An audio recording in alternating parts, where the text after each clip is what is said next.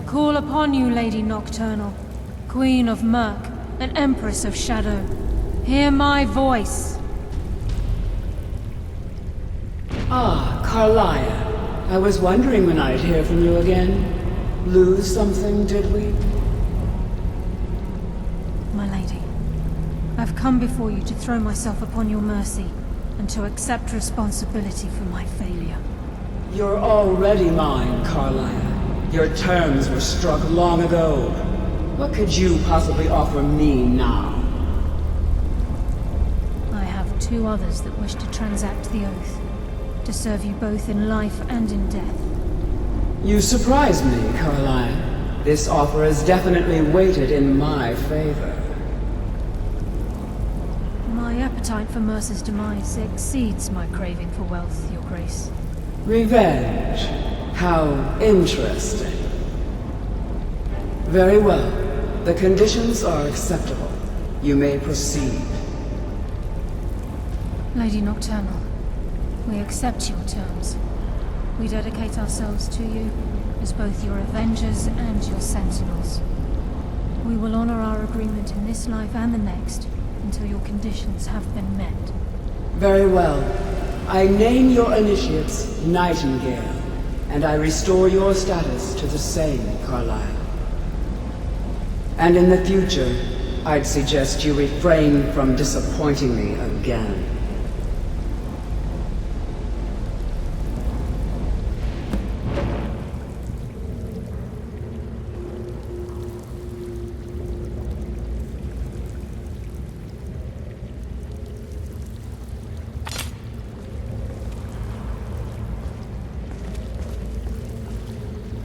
Now that you've transacted the oath, it's time to reveal the final piece of the puzzle to you.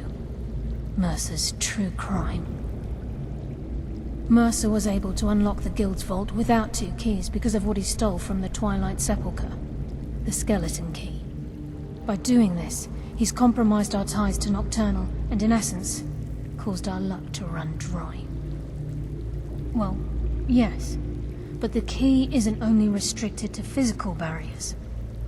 All of us possess untapped abilities, the potential to wield great power securely sealed within our minds.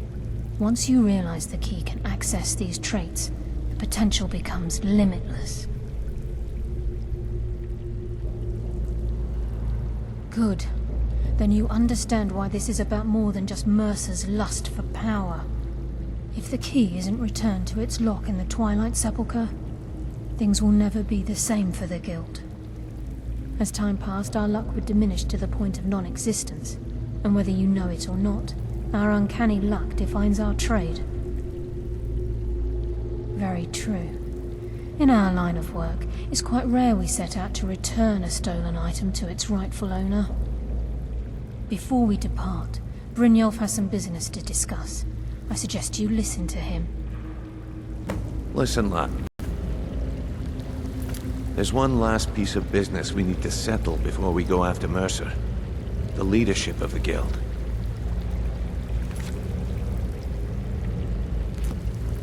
Listen, lad. There's one last piece of business we need to settle before we go after Mercer. The leadership of the Guild. Carlia and I had a long discussion before you arrived here. Thanks to your efforts, Mercer's treachery has been exposed. After we deal with him, all that remains is restoring the Guild to its full strength. As a result, we both feel that you have the potential of replacing Mercer as leader of the Thieves' Guild. I've been at this game a long time, my friend. A long time. I've stolen trinkets from nobles and framed priests for murder. I'm good at what I do, maybe even one of the best, but it's all I know. I've never been one to lead. Never desired it, never cared for it. Don't want it.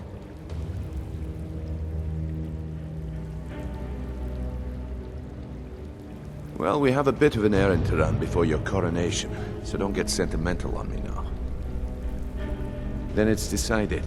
When this is all over and Delvin's contacts assure me that we've regained our footing in Skyrim, we'll handle the details. Until then, we have quite the task ahead. I've been poring over the plans you brought us. and I'm convinced the eyes of the Falmer are in the Dwarven ruins at Erkenthan. Carlia and I will meet you there. Prepare yourself, lad. This will be a fight to remember. If you would have asked me that yesterday, I'd have said no.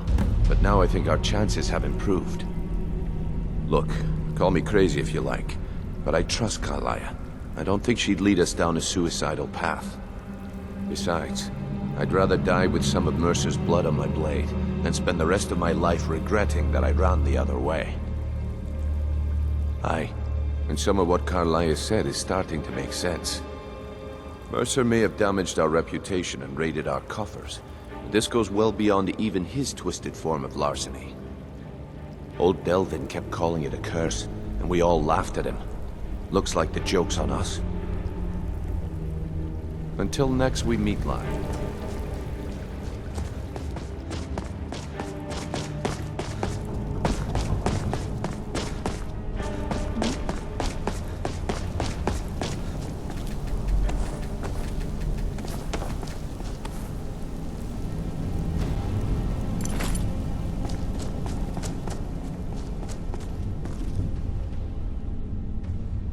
Yes. Now that you're a Nightingale, you may consider this your home. You'll find that this place offers many things that will help you in your endeavors, as well as a wealth of information for you to learn. Once the skeleton key has been restored to the Twilight Sepulchre, I'll make this place my home as well. With the skeleton key missing from the Twilight Sepulchre, I'm afraid Mercer's seen to it that none of us can benefit from Nocturnal's gifts. You merely transacted the oath, signed the unwritten contract with Nocturnal. In order for us to receive our abilities, our end of the bargain, I'm afraid the key must be returned.